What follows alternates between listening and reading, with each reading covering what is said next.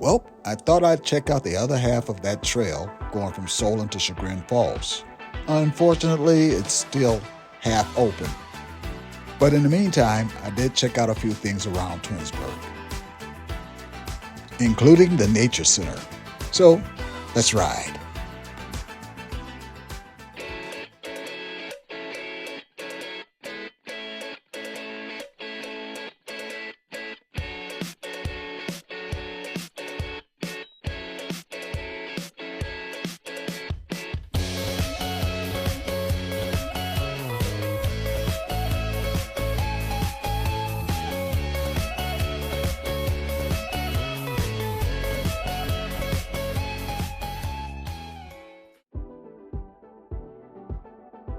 If you've never been to the Nature Center, you should go.